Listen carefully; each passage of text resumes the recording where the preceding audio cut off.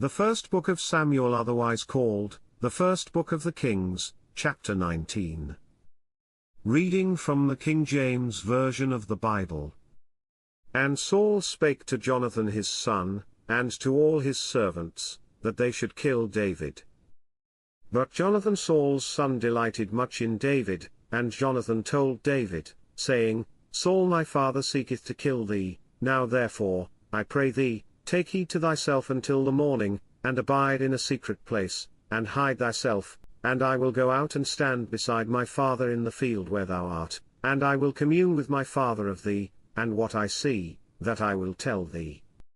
And Jonathan spake good of David unto Saul his father, and said unto him, Let not the king sin against his servant, against David, because he hath not sinned against thee, and because his works have been to thee ward very good, for he did put his life in his hand, and slew the Philistine, and the Lord wrought a great salvation for all Israel. Thou sawest it, and didst rejoice, wherefore then wilt thou sin against innocent blood, to slay David without a cause? And Saul hearkened unto the voice of Jonathan, and Saul sware, As the Lord liveth, he shall not be slain.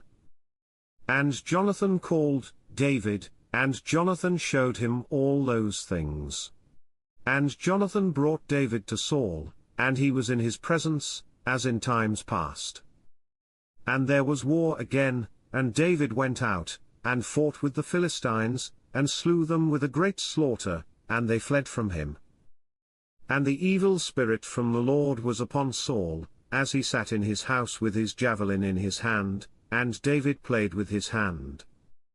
And Saul sought to smite David even to the wall with the javelin, but he slipped away out of Saul's presence, and he smote the javelin into the wall, and David fled, and escaped that night. Saul also sent messengers unto David's house, to watch him, and to slay him in the morning, and Michal David's wife told him, saying, If thou save not thy life tonight, tomorrow thou shalt be slain. So Michal let David down through a window, and he went, and fled, and escaped. And Michal took an image, and laid it in the bed, and put a pillow of goat's hair for his bolster, and covered it with a cloth. And when Saul sent messengers to take David, she said, He is sick. And Saul sent the messengers again to see David, saying, Bring him up to me in the bed, that I may slay him. And when the messengers were come in, behold, there was an image in the bed, with a pillow of goat's hair for his bolster. And Saul said unto Michal, Why hast thou deceived me so, and sent away mine enemy, that he is escaped?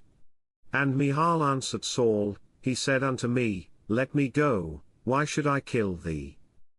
So David fled, and escaped, and came to Samuel to Ramah, and told him all that Saul had done to him. And he and Samuel went and dwelt in Naioth. And it was told Saul, saying, Behold, David is at Naioth in Ramah. And Saul sent messengers to take David, and when they saw the company of the prophets prophesying, and Samuel standing as appointed over them, the Spirit of God was upon the messengers of Saul, and they also prophesied. And when it was told Saul, he sent other messengers, and they prophesied likewise. And Saul sent messengers again the third time, and they prophesied also. Then went he also to Ramah, and came to a great well that is in Sechu, and he asked and said, Where are Samuel and David? And one said, Behold, they be at Naioth in Ramah.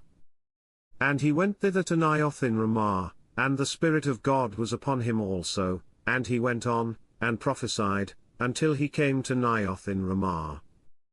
And he stripped off his clothes also, and prophesied before Samuel in like manner, and lay down naked all that day and all that night. Wherefore they say, Is Saul also among the prophets? This concludes the first book of Samuel, otherwise called, the first book of the Kings, chapter 19.